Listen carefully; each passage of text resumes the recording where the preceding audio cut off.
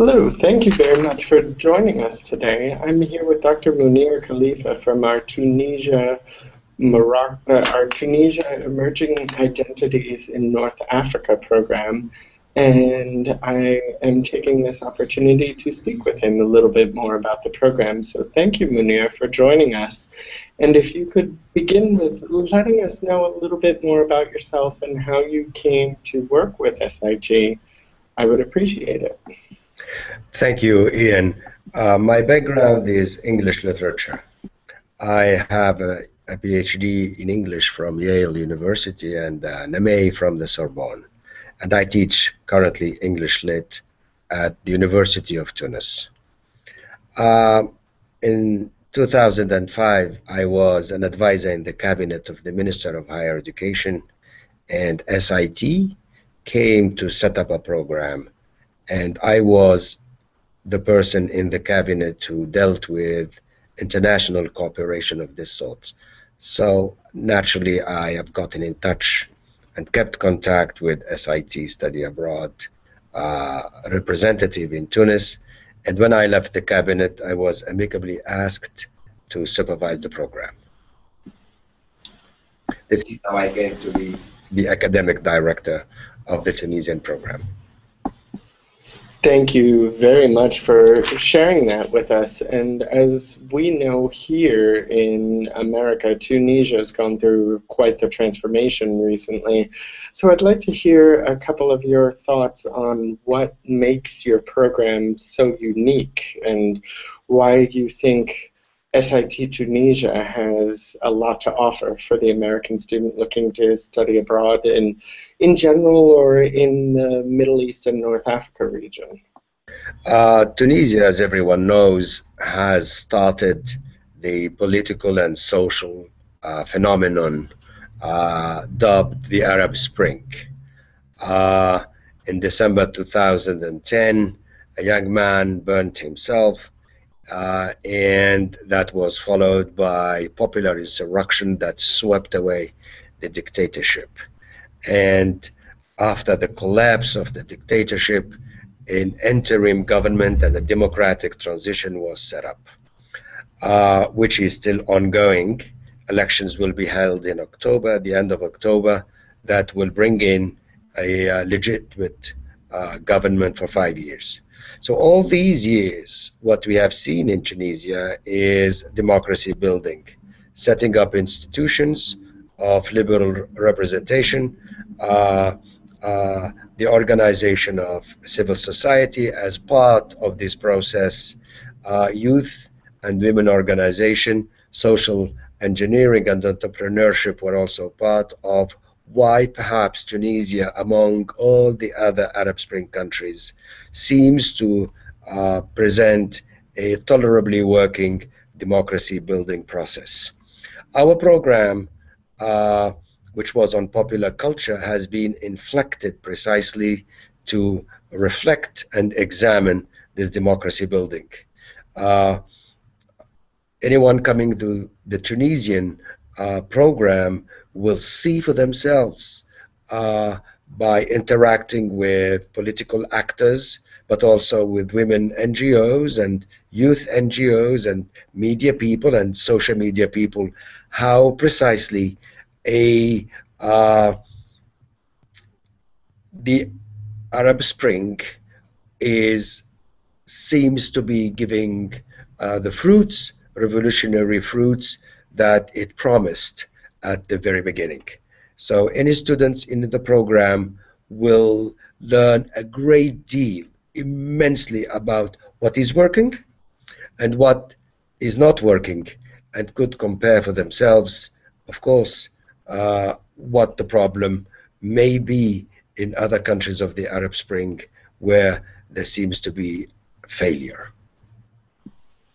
Well, thank you very much for elaborating on that a bit. Now, I was wondering if you could elaborate a little bit more on why Tunisia is the place where students should investigate about the Arab Spring in comparison to, say, Egypt or other countries that also expressed or experienced a little bit a democratic change or a revolution during that time? Uh, as I mentioned, Tunisia started the Arab Spring, and here the students will see the causes and the origins of the popular insurrections that swept across the Arab world in the early 2011. Typically, we take the students to the region where this young man self-immolated with fire, and they talk with the unemployed, they talk with the rural folks, they see the poverty, the neglect, and the very causes and roots of the Arab Spring. They will also see the setting up, the foundation of liberal democracy by, again, typically visiting women's NGOs, youth associations, political actors and parties, both from the political Islam and also from secular parties. We pay a visit to the National Constituent Assembly. We talk to main bloggers and social media uh, activists, and the students see in working the setting up of a successful democratic process in the Arab world. Um, by seeing what is working in Tunisia and what has not been successful, they can compare with what is going on in Egypt, where everyone knows that on the 30th of June 2013 there was a military takeover and a sudden arrest of all the political process. And in other countries like Libya, where the social unrest and political unrest are such as they may not warrant the stabilization of statehood for some time. So Tunisia is like the vanguard. It's like the lab, the political and social lab, which when the students see from experience, they can make sense of what is likely to work in the Arab Spring Revolution and what has been also, let's call a spade, a dismal failure. Okay, thank you very much for that very in-depth look there. Now, um, every program that SIT offers has an aspect that students find most exciting or adventurous or academically rigorous. Do you care to touch upon anything about your program there in Tunisia that you feel would appeal most to the students? I know you mentioned that it's the hotbed or the incubator of the Arab Spring, but is there anything else that you'd like to mention in regards to what makes Tunisia or SIT Tunisia quite so unique? I should like to mention the excursions. The excursions, of course, have a pedagogic and teacherly function.